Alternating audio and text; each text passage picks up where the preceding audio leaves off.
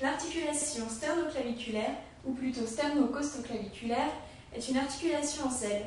Elle met en jeu la clavicule, la partie supérieure du sternum appelée manubrium sternal et la première côte.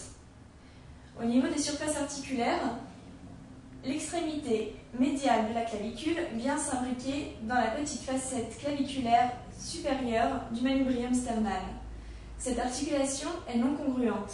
Ainsi, la capsule porte dans sa partie supérieure un petit disque articulaire qui vient s'insérer entre l'extrémité médiale de la clavicule et le manubrium sternal. Ce petit disque articulaire est recouvert sur ses deux faces par du cartilage. Dans la partie inférieure de la clavicule, la première côte vient se placer et s'imbriquer sur le bord du sternum. Cette première côte s'attache au sternum par un fibrocartilage.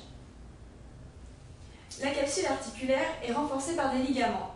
On peut citer les ligaments sternoclaviculaires. Il y a le ligament sternoclaviculaire supérieur, le ligament sternoclaviculaire antérieur et le ligament sternoclaviculaire postérieur qui n'est pas lisible sur cette coupe. À ceci s'ajoute le ligament costoclaviculaire qui va relier la face inférieure de la clavicule à l'extrémité médiale à la face supérieure de la première côte. Au niveau des articulations, il y a bien sûr une synoviale, ici représentée en rouge. Cette synoviale permet de nourrir et de protéger les cavités articulaires. Ainsi, elle va recouvrir la capsule dans tous les endroits non cartilagineux. Au niveau de mécanique, l'articulation sternoclaviculaire va permettre des mouvements frontaux, c'est-à-dire des mouvements d'élévation et d'abaissement de l'ordre de 8 à 10 cm de chaque côté, c'est-à-dire d'environ 30 degrés.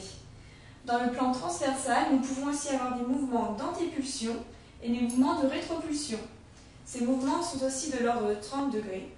Et enfin, nous pouvons avoir des mouvements de rotation autour de l'axe de la clavicule. Ces mouvements encore sont de 30 degrés.